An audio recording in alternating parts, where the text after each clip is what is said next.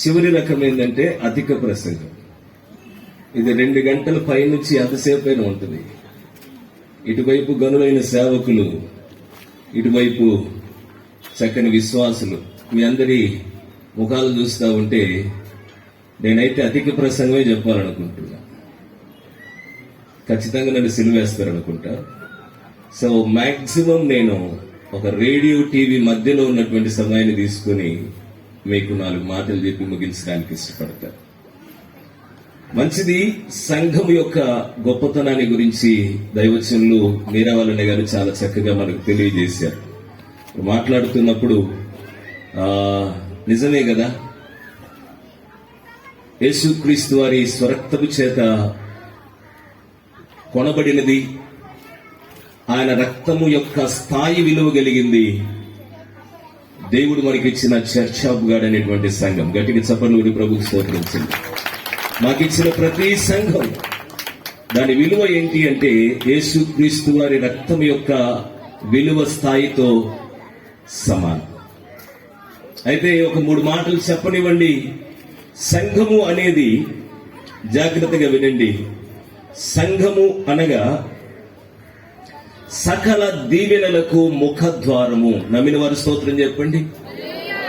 నీవు లోకములో నుంచి సంఘములోనికి ఎప్పుడైతే ప్రవేశిస్తావో అప్పటి నుంచి నీవు కోరుకున్న ప్రతి దీవెన దేవుడు నీకు రుచింపజేస్తాడు. చెప్పండి ఆమేన్. హల్లెలూయా. వినండి, సంఘము సకల దీవెనలకు ముఖద్వారం. రెండవది, సంఘము సకల రోగాలకి ఉచితముగా స్వస్థతనిచ్చే మల్టీ స్పెషాలిటీ హాస్పిటల్. బయట ఉన్నటువంటి వైద్యులు ఒక వ్యక్తి రోగానికి వైద్యము చేయలేక, వైద్యము అందక చేతులు ఎత్తేయవచ్చు, కానీ నీవు సంఘానికి వచ్చి దేవుణ్ణి దర్శించగలిగితే వైద్య శాస్త్రానికి అంతు చిక్కని రోగాలు సహితం ఉచితంగా బాగు చేయబడతాయి. స్తోత్రం చెప్పండి. హల్లెలూయా.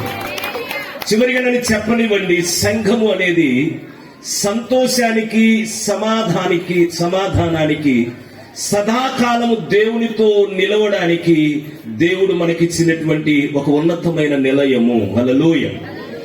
ఈ విషయాలను మదిలో పెట్టుకొని దేనికైనా నువ్వు దూరం కావచ్చు, కానీ సంఘానికి ఎప్పుడు కూడా దూరం అవడానికి వీలు లేనే లేదు. స్తోత్రం చెప్పండి. హల్లెలూయా. మంచిది. నా వర్తమానానికి జస్ట్ ఇంట్రడక్షన్ లాగా ఈ మాటలు చెప్పాను.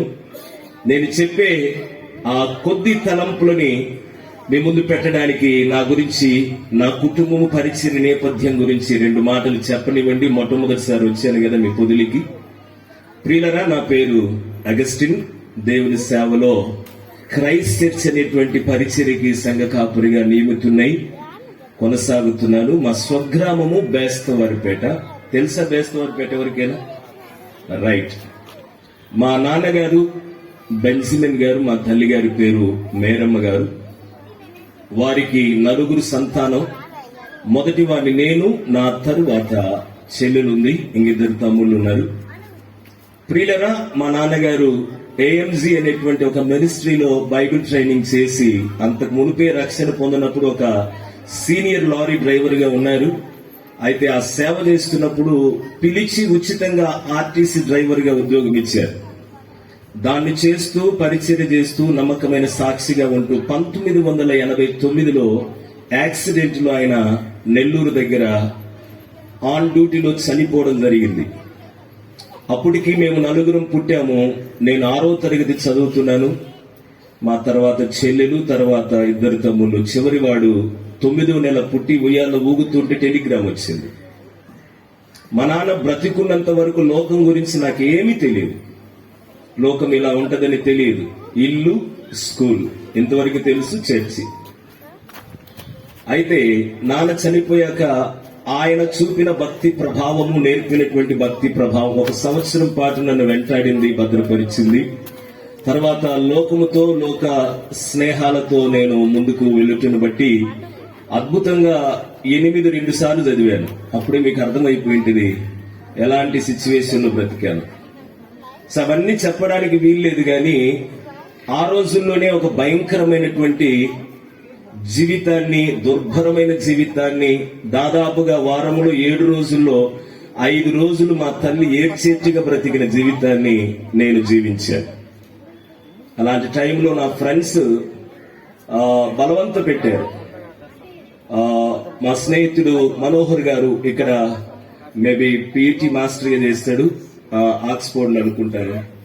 వారి మిస్సెస్ కూడా దీనా గారని దర్శిలో ఆమె పిహెచ్డి మాస్టర్ గా ఉంటుంది, గర్ల్స్ గవర్నమెంట్ పిహెచ్డి మాస్టర్ గా.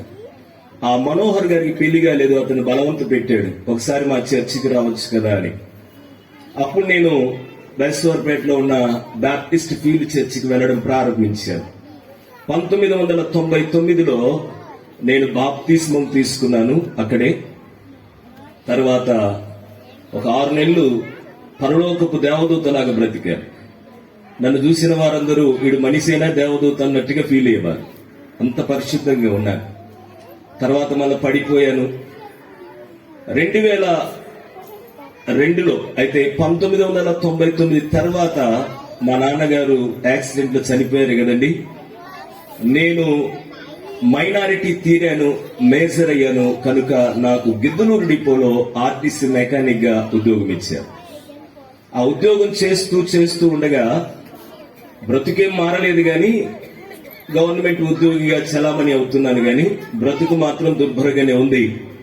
అలాంటి పరిస్థితుల్లో దేవుడు సడన్ గా నన్ను దర్శించాడు. ఆయనతో నాకు ఎన్కౌంటరింగ్ జరిగింది 2002 ప్రియులారా. మే 7వ తారీఖున నేను సంపూర్ణంగా దేవునికి నా జీవితాన్ని సమర్పించాను. జూన్ లో ఒక బైబిల్ కాలేజీలో ఇంటర్వ్యూలో సెలెక్ట్ అయ్యాను. జాబ్ రిజైన్ చేసి నేను బైబిల్ ట్రైనింగ్కి వెళ్ళాను. మా తల్లిగారు చాలా బ్రతిమాలింది. మా తల్లిగారు క్రిస్టియన్ అసెంబ్లీలో మంచి విశ్వాసిగా ఉంది బేస్తవారిపేటలో. చాలా వారించింది, నాన్న నువ్వున్నావు కదా అని చెప్పి ధైర్యంగా ఉన్నావు, ఉద్యోగం వచ్చింది కదా, మా కళలు పండాయి అని చెప్పేసి అనుకుంటున్న వేళ నువ్వేట్లా ఉద్యోగం పెట్టి సేవ అంటున్నావు, పలానా అంకుల్ చూడు ఉద్యోగం చేస్తూ సేవ చేస్తున్నాడు, పలానా అన్నయ్య చూడు జాబ్ చేసుకుంటూ సేవ చేస్తున్నాడు, నువ్వు కూడా అలానే ఉద్యోగం చేస్తూనే సేవ నేర్చుకుని సేవ చేయొద్దులే వెళ్ళొద్దు అని చాలా ట్రై చేసింది మా అమ్మ ఆపడానికి. ఎవరు ఆపలేకపోయారు. బైబిల్ ట్రైనింగ్కి వెళ్ళాను. ప్రియులరా 3 ఏళ్లు బైబిల్ ట్రైనింగ్ కంప్లీట్ చేశాను.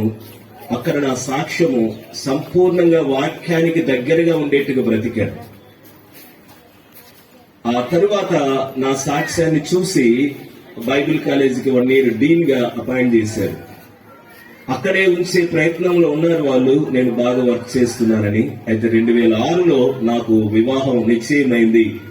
కృష్ణా జిల్లా నూజివీడు ప్రాంతపు అమ్మాయి నన్ను వివాహం చేసుకోవడానికి దేవుడు ఏర్పరిచాడు. అయితే ఇందులో చెప్పుకోదగిన విషయం ఏంటంటే అందరికి పెళ్లి అవుద్ది కదా, దాని గురించి పెద్ద చెప్పాలన్నట్టుగా మీరు సీరియస్ గా చూస్తున్నారు. నేను దేవుడు పిలువగా ఉద్యోగాన్ని విడిచిపెట్టేసి వచ్చాను. మా అమ్మ ప్రతిరోజు ఏడ్చింది. 3 ఏళ్లు ఒక్క పైసా పంపలేదు మా అమ్మ నాకు మనీ ఆర్డర్ రూపంలో. మీరు ఆలోచించండి, 3 సంవత్సరాలు బైబిల్ ట్రైనింగ్ ని ఎలా నేను పూర్తి చేసి ఉంటాను. ప్రతిరోజు దేవుని కృప నాకు తోడుగా ఉండేది. ప్రియులారా, మా అమ్మ కన్నీరు కాబోలు నాకు ఉద్యోగం ఉన్న అమ్మాయిని దేవుడు భార్యగా ఇచ్చాడు. స్తోత్రం చెప్పండి. ఆ ఉద్యోగాన్ని బట్టి నేనేమి గొప్పగా ఫీల్ అవును గాని అలాగన ఇప్పుడు ఎర్రగొండపాలెం గవర్నమెంట్ హాస్పిటల్లో నా మిస్సెస్ స్టాఫ్ నర్స్ గా విధులు నిర్వహిస్తా ఉంది. పెళ్లి అయింది 2006లో. 2007లో ప్రభు దూరణాలకు వెళ్ళమని చెప్పాడు. నేను బైబిల్ ట్రైనింగ్ లో తన కొరకు తనను పెళ్లి చేసుకోవడానికి అక్కడున్న డీన్ పోస్ట్ ని రిజైన్ చేసి మళ్ళీ రావడం వచ్చింది. ఎందుకంటే 2 ఆప్షన్లు ఉన్నాయి, నా భార్య వైజాగ్ రావాలి లేదా నేను బేస్తవారిపేట రావాలి. సో వాళ్ళ తల్లిదండ్రులు కష్టపడి చదివించారు, ఉద్యోగం వచ్చింది. నా కోసం దాన్ని ఎందుకు వదులుకోవాలని చెప్పి నేనే సంస్థను విడిచిపెట్టి మరలా ఇండిపెండెంట్ గా సేవ చేయడానికి తెగించి దేవుని మీద ఆధారపడి రావడం జరిగింది. అలాగ మేమిద్దరము మరలా ప్రార్థన చేస్తూ వచ్చాం.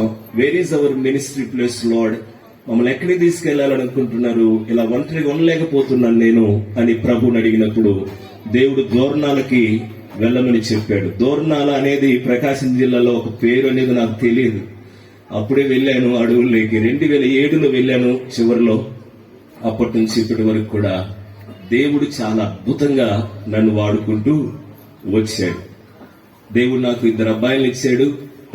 మొదటి బాబు ఇంటర్మీడియట్ సెకండ్ ఇయర్ బైపీసీ చదువుతున్నాడు. రెండో వాడు ఫస్ట్ ఇంటర్ ఎంపీసీ చదువుతున్నాడు శ్రీ చైతన్యలో. ఇలాగున మా కుటుంబం అనేది పరిచర్య అనేది మీ ముందు క్లుప్తంగా పెట్టడానికి దేవుడు కృప చూపాడు. స్తోత్రం చెప్పండి, హల్లెలూయా. సో మీ పరిచయాన్ని ప్రభు చిత్తమవుతే ఎప్పుడన్నా వచ్చినప్పుడు తెలుసుకుంటాను ఒక్కొక్కరి పరిచయం. నా పరిచయం అయితే అలాగ పెట్టుకుని మీ పాస్టర్ గారి కొరకు ప్రార్థన చేస్తున్నప్పుడు అడవుల్లో సేవ చేస్తున్న మమ్మల్ని కూడా జ్ఞాపకం చేసుకోనండి. Okay, right. కొన్ని మాటలు మీ ముందు పెట్టి ముగిస్తాను. టైం అయిపోయింది దాదాపుగా. నేను వచ్చినప్పటి నుంచి ఇక్కడ జాన్ రాజు గారికి దేవుడు ఇచ్చినటువంటి సంఘ బిడ్డలు చేస్తున్న పరిచయం చూస్తానే ఉన్నాడు. చాలా ఆనందంగా అనిపించింది నాకు. వాళ్ళని ఆయన నడిపించిన విధానము, వారు కలిగినటువంటి సమర్పణ చాలా గొప్పది. గట్టిగా చప్పట్లు కొట్టి ప్రభువుకు స్తోత్రం. ప్రియులరా, ఈ సందర్భంగా మీకు ఒక మాటని పరిచయం చేసి అందులో నుంచి ఒక 3 ముక్కలు మీకు చెప్తాను. పాస్టర్ గారు నాకు చెప్పారు, అందరికి ముక్కలు రెడీగా ఉన్నాయట. చప్పట్లు కొట్టరే, అందరికి ముక్కలు ఉన్నాయట. ఆ ముక్కలు తినాలి కానీ ఈ ముక్కలు తినకుండా ఆ ముక్కలు ఎన్ని తిన్నా జీవితానికి ఏ సార్థకత ఉండదు. కాబట్టి ఒక 3 ముక్కలు చెప్తాను. దానికి ఒక మంచి రెఫరెన్స్ చూడండి. వచ్చినప్పటి నుంచి మిమ్మల్ని చూస్తా ఉంటే నాకు కలిగిన ఆలోచన. కొరింథీయులకు రాసిన 2వ పత్రిక, పౌలు గారు కొరింథీయులకు రాసిన 2వ పత్రిక 9వ అధ్యాయము 1-2 వచనాలు నన్ను చదవనియండి. పరిశుద్ధుల కొరకైన ఈ పరిచర్యను గూర్చి మీ పేరు రాయించకు నాకు అగత్యము లేదు. మీ మనస్సు సిద్ధమై ఉన్నదని నేను ఎరుగుదును. అందువలన సంవత్సరము నుండి అకయ సిద్ధపడి ఉన్నదని చెప్పి నేను మిమ్మల్ని గూర్చి మాసిదోనియా వారి ఎదుట అతిశయపడుచున్నాను. మీ ఆసక్తిని చూచి అనేకులు ప్రేరేపింపబడిరి. ఒకసారి నాతో పాటు అందరూ ఈ మాట చెప్పండి. మీ ఆసక్తిని చూచి అనేకులు ప్రేరేపింపబడిరి. చెప్పండి, హల్లెలూయా. ప్రియమైన దేవుని బిడ్డలారా, ఆసక్తిని గురించి ఒక 3 మాటలను చెప్పనివ్వండి. ఈ యానివర్సరీ మీటింగ్ కొరకైనటువంటి వర్తమానము దైవజనుడు మీరావళి గారి ద్వారా దేవుడు అందించాడు. దాని కొనసాగింపుగా ఆసక్తిని గురించి ఒక 3 మాటలు నేర్చుకునే ప్రయత్నం చేద్దాం. చాలా సార్లు ప్రజల యొక్క ఆసక్తి, ప్రభువుకు వెలపటి ఉన్న వారి ఆసక్తి రకరకాల అనుభవాల మీద వారు చూపిస్తూ ఉంటారు. కొంతమంది ఆస్తిని సంపాదించడానికి తమ ఆసక్తిని కనపరుస్తూ ఉంటారు. కొంతమంది నాకు చూసుకుంటూ వెళితే దేవుని బిడ్డలారా, పేరును సంపాదించడానికి కొంతమంది ఆసక్తిని చూపుతూ ఉంటారు. ఈ మధ్య ఉన్నటువంటి టెక్నాలజీ ప్రకారం చూస్తే నాలాంటి కలర్ ఉన్నోళ్ళు కూడా కాస్త తెల్లగా కనపడడానికి ఆసక్తిని చూపుతుంటారంటే అందం మీద, రకరకాల అనుభవాల మీద ప్రజలు ఆసక్తిని చూపుతూ ఉంటారు. అయితే ఇక్కడ మనం నేర్చుకోవలసిన ఆసక్తి, దేవుని పిల్లలుగా చర్చ్ ఆఫ్ గాడ్ లేకపోతే వివిధ పరిచర్యలకు సంబంధించిన బట్టి దేవుని పిల్లలుగా మనము వేటిపైన ఆసక్తి కలిగి ఉండాలి. దేవుని పిల్లలు వేటిపైన ఆసక్తి కలిగి ఉండాలి. ఒక 3 విషయాలు, 3 ముక్కలు అన్నాను కదా. మొదటి ముక్క, రైట్, రండి బైబిల్లో చూద్దాం. దేవుని బిడ్డలారా, కీర్తనల గ్రంథము పెద్ద పాటల పుస్తకం అండి ఇది. అందులో 69వ పాట 9వ చరణం పొరపాటున పాడేరు. చదవండి 69వ కీర్తన 9వ చరణాన్ని చూద్దామా? కీర్తనల గ్రంథంలో నుంచి. భక్తులారా, నీ ఇంటిని గూర్చిన ఆసక్తి నన్ను భక్షించుచున్నది. సరిపోతుంది. ఇది ప్రవచనం. క్రొత్త నిబంధనలోనికి వచ్చి మనం చూస్తే యోహాను సువార్త 2వ అధ్యాయము 17వ వాక్యములో ప్రభు అయిన యేసుక్రీస్తు వారి ద్వారా దాని నెరవేర్పును మనం చూస్తాం.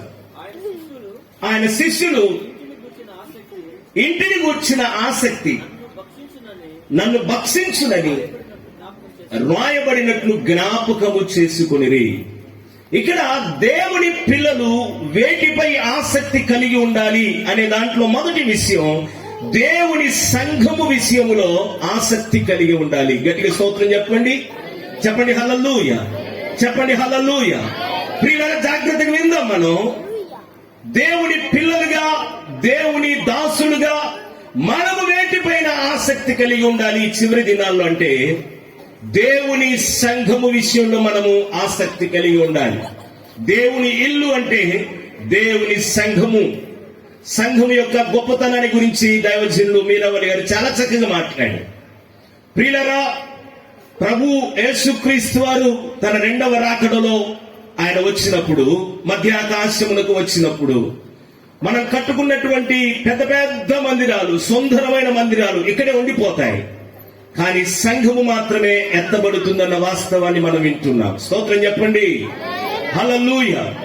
మరి మన ప్రయాస, మన గురి, మన గమ్యం ఎత్తబడుటకే కదా, ఆయనతో సదాకాలం ఉండుట కొరకే కదా.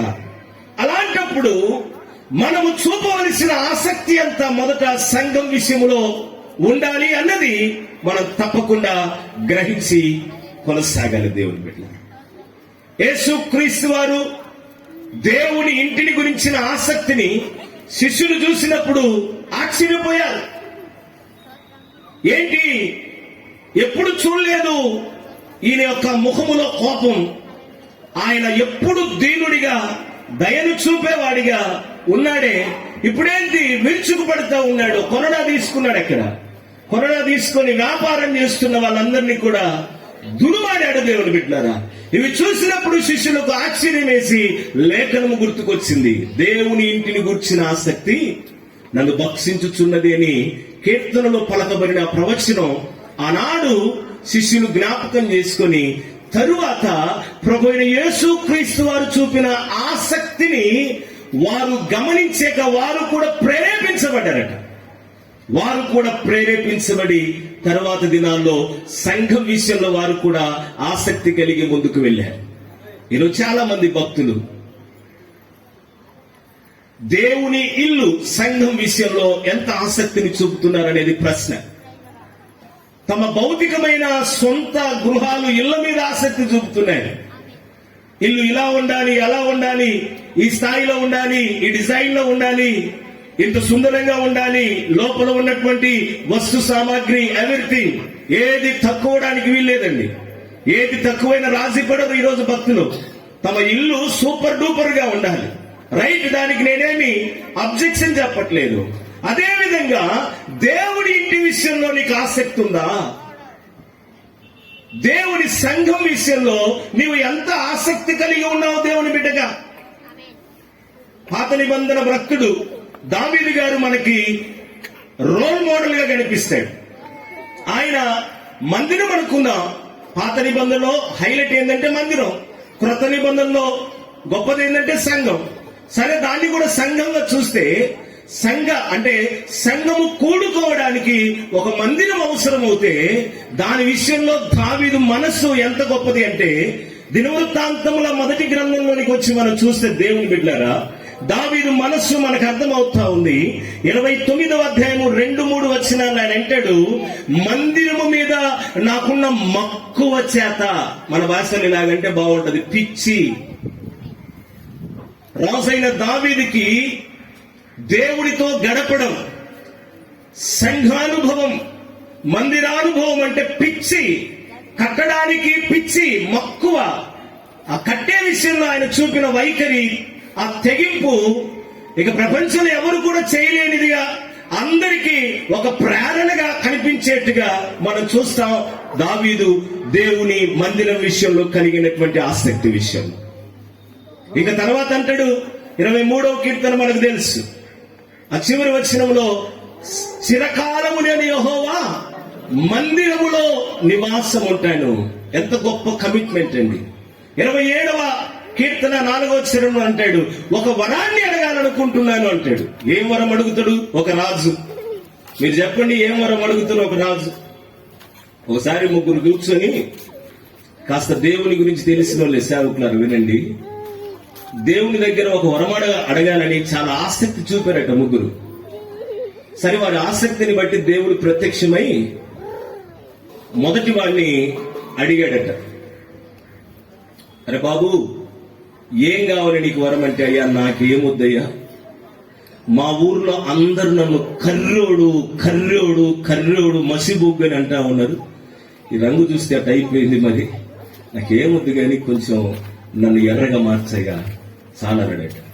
సరే అని చెప్పేసి నువ్వు ఎర్రగా అయిపోదువుగా ఒక వరం ఇచ్చాననేసరికి వాడు అసలు మామూలు అందగాడు గానే సూపర్ డూపర్ గా అయిపోయాడు. చూసుకున్నాడు, అబ్బా హాగరా ఎవర్రా నన్ను అనేది కర్రోడని, మసిబొగ్గని చూడరా నా తడాక అని చెప్పి ఊర్లోకి వెళ్ళిపోయాడు.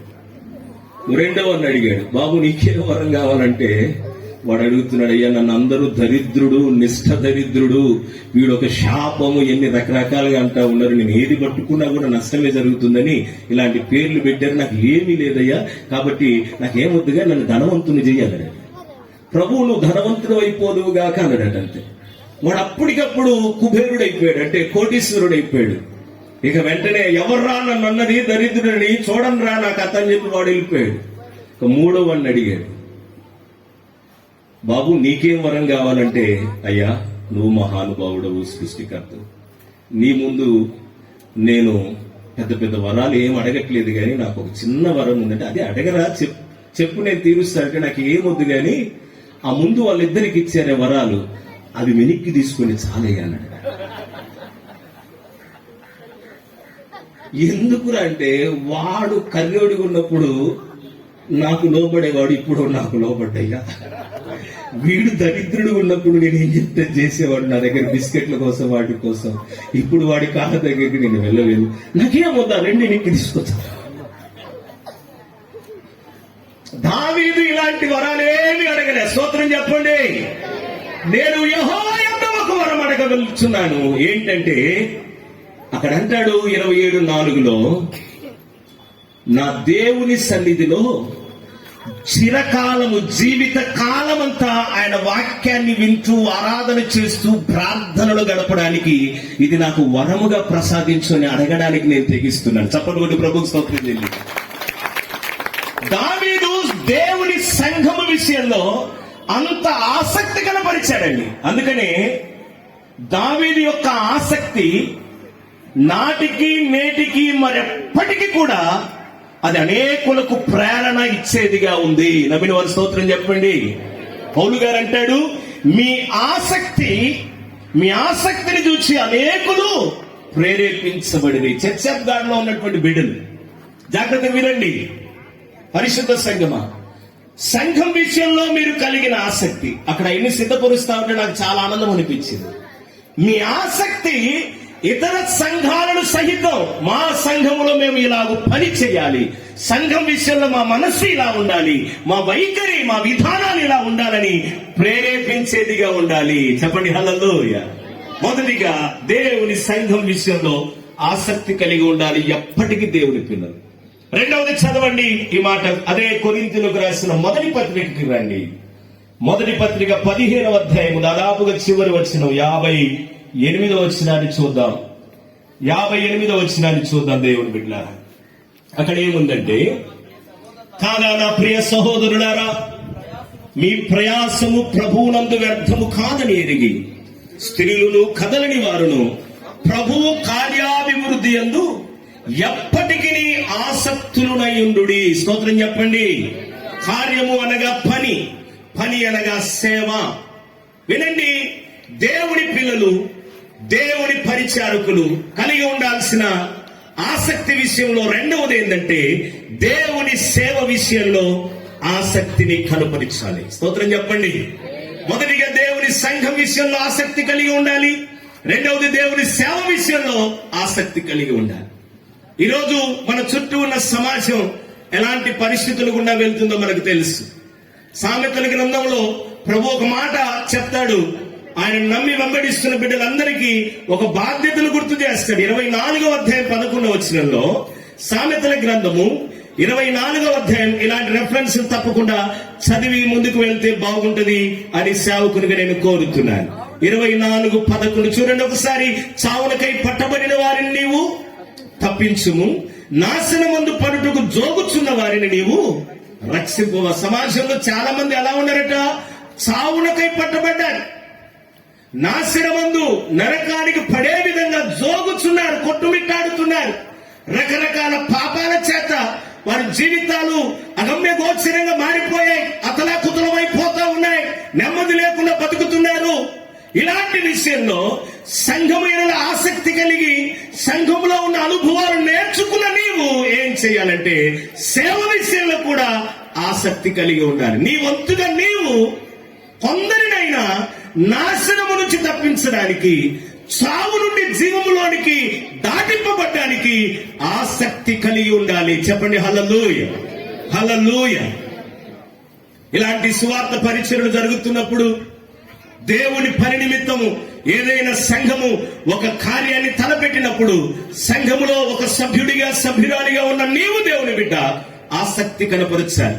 దాని కొరకు నీ వంతుగా ఏదైనా చేయడానికి తెగింపు కలిగి ఉండాలి. అలాంటి వారిని బట్టి దేవుడు సంతోషపడతాడు. ఒకసారి ఒక గుడ్డి అమ్మాయి అట, కళ్ళు లేని గుడ్డి అమ్మాయి, తనకు దగ్గర 19 ఏళ్ళు ఉంటాయి. పాస్టర్ గారు అనౌన్స్ చేశాడు, 3 రోజులు సభలు పెట్టబోతున్నాం, ప్రార్థన చేయండి, మీ వంతు సహకారం ఇవ్వండి అంటే అమ్మాయి వచ్చి ఒక లగేజ్ కవర్ లో కాస్త కానుక పెట్టి పాస్టర్ గారి చేతికి ఇచ్చి, అయ్యగారు నా కొరకు ప్రార్థన చేయండి, ఇవి ఈ సభల కొరకు వాడండి అంటే ఆ అమ్మాయి ఎదుటనే ఓపెన్ చేసి చూస్తే 3,600 రూపాయలు ఉన్నాయట. చాలా రోజుల క్రితం జరిగింది ఇది. ఈయన షాక్ అయ్యాడు.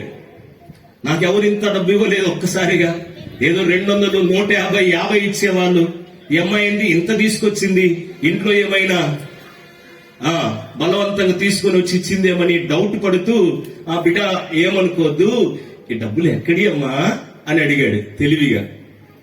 ఆ అమ్మాయికి అర్థమైంది, పాస్టర్ గారండి ఇవి న్యాయమైన సొమ్మేనండి. అదేమ్మా ఎక్కడి నుంచి తెచ్చావంటే, నేను చేసే పని మీకు తెలుసు కదా, నేను దారాలు చుడుతూ దారాల కంపెనీలో పనిచేస్తాను కదండి, మీకు తెలుసు కదా. అవునమ్మా అంటే, పోయిన నెలంతా కూడా కరెంటు అంతరాయం వలన 1 నెల పైబడి కరెంటు సప్లై ఉండదని ప్రభుత్వం వారు తెలియజేసినప్పుడు మా కంపెనీ మూతపడకుండా, ఎందుకంటే ఆల్రెడీ చాలా ఆర్డర్స్ ఇచ్చాం, మూతపడకూడదని మా యజమానులు ఏం చేశారంటే ఈ నెలంతా కూడా ఆ దారాలు చుట్టేటువంటి పని ఆగకుండా ఉండు నిమిత్తం ప్రతి ఒక్కరికి క్యాండిల్స్ కోసం 3,600 రూపాయలు ఇచ్చారండి. ఉదయం నుంచి 8 అవర్స్ వర్క్ చేయాలంటే ఒక క్యాండిల్ సరిపోదుగా, కొన్ని క్యాండిల్స్ పడతాయి. దాని ఖరీదు లెక్క కట్టి ఒక్కొక్క ఉద్యోగికి 3,600 ఇచ్చారు. నేను గుడ్డిదాన్ని కదా పాస్టర్ గారు, కరెంటు ఉన్నా చుడతాను, కరెంటు లేకపోయినా చుడతాను. ఈ సొమ్ము దేవుని పరిచర్కు వాడండి, గట్టిగా చెప్పండి. సేవకు వాడండి పాస్టర్ గారు.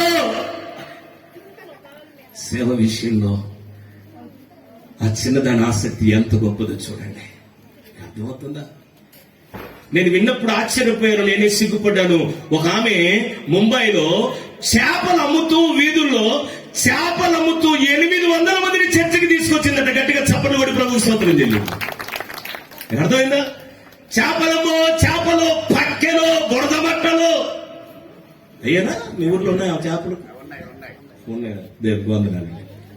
అలా వీధుల్లో అమ్ముకుంటూ 800 మందిని తమ సంఘానికి తీసుకొచ్చినటువంటి గడురాలు. అది విన్నప్పుడు నాకు భయం వేసింది. అయ్యి బాబోయ్, నేను చేయలేని పరిచయం చేసిందే, నేను చేయలేని సేవ చేసిందే అని ఆశ్చర్యపోయాను. ఒకసారి మన గురించి మనం ఆలోచన చేద్దాం. సేవ విషయంలో ఎంత ఆసక్తి ఉంది మనకి. ఆసక్తి ఉంటే నశించిపోతున్న ప్రజలను చూసినప్పుడు నీ హృదయం ఎలాగ స్పందిస్తుంది? పోతే పోనీలే. కొంతమంది చూస్తా ఉంటాం, ఇంటి ఎదురుగా తాగుబోతుంటే భయంకరంగా ప్రవర్తిస్తా ఉంటే జనరల్ గా మనకు ఎలాంటి ప్రతిస్పందనలు కలుగుతాయి వారి గురించి? నిండు 100 ఏళ్లు వర్ధిల్లులుగా కంటమా. ఈ తాగుబోతుడు మాకు నిద్ర లేకుండా చేస్తా ఉన్నారా, వీడు పెందలాడి చచ్చిపోతే మాకు ఈ పేడ విరగడవుద్దని చాలా మంది భక్తులు కూడా కోరుకుంటారు. ప్రియుల దేవుని మనస్సు ఏంటంటే హెజ్కేలు 18:23 ప్రకారం, ఒక దుష్టుడు తన దుష్టత్వములోనే ఉండి మరణించను నాకు సంతోషం కాదు. దేవుని సంతోషం ఏంటంటే నాశనానికి జోగుచున్నవారు రక్షించబడాలి, పరిశుద్ధులవ్వాలి, సంఘ సభ్యులవ్వాలి, రాకడలో ఎత్తబడే గుంపులో ఉండాలి అని దేవుడు కోరుతుంటే దానికి నీ సహకారం ఎంతైనా అవసరం కదా దేవుని బిడ్డ. అలాంటి వారిని చూసినప్పుడు నీ హృదయం, నా హృదయం పరితాపంతో నిండిపోవాలి. ప్రభువా, ఏ విధము చేతనైనా వారు మా సంఘానికి రావాలి. ప్రార్థన చేస్తూ ఉన్నామా? సేవ విషయంలో ఎంత ఆసక్తిని మనము చూపుతున్నాం అనేది చాలా ప్రాముఖ్యమైనటువంటి విషయం. నేను దాటుకొని వెళ్తున్నాను. 3వ మాట చెప్పి నేను ముగించే ప్రయత్నం చేస్తాను. దేవుని బిడ్డలారా, మీరు చాలాసేపు నుంచి కూర్చున్నారు. నిలబడి ఒక పాట పాడినా బాగుండేది, కానీ మూడవది నన్ను చెప్పనివ్వండి. పౌలు గారు అంటారు కొరింథీ సంఘాన్ని గురించి, మీ ఆసక్తిని చూసి అనేకులు ప్రేరేపించబడిరి. మేము కూడా అలా ఉండాలి, మేము కూడా ప్రభువుకు సొంతం అవ్వాలి, మేము కూడా సంఘ సభ్యులం అవ్వాలి, మేము కూడా ఆయన సొత్తైన గుంపులో ఉండాలి అని మీ ఆసక్తిని చూసి అనేకులు ప్రేరేపించబడిరి. చర్చ్ ఆఫ్ గాడ్ లో ఉన్నటువంటి బిడ్డలు, ఆయా సంఘ పరిచర్య నుంచి పిలువబడినటువంటి మనందరం కూడా ఆసక్తి విషయంలో ఇతరులను ప్రేరేపించే స్థాయిలో భక్తి చేయాలి. స్తోత్రం చెప్పండి. దాని కొరకు మొదటిగా దేవుని సంఘ విషయంలో మనం ఆసక్తి కలిగి ఉండాలి. రెండవది దేవుని సేవ విషయంలో ఆసక్తి కలిగి ఉండాలి. ఫైనల్ గా మూడవది కొరింథీయులకు రాసిన 2వ పత్రికలోనికి రండి. 7వ అధ్యాయము 7వ వచనాన్ని చూస్తారు ఒకసారి. 7వ అధ్యాయము 7వ వచనం. తీతు రాక వలన మాత్రమే కాకుండా అతడు మీ అత్యభిలాషను మీ అంగలార్పును నా విషయమై మీకు కలిగిన అత్యాసక్తిని మీకు తెలుపుచు తాను మీ విషయమై పొందిన ఆదరణ వలన కూడా మమ్మల్ని ఆదరించిన గనుక నేను మరి ఎక్కువగా సంతోషించి తిని. వినండి, తీతుని గురించి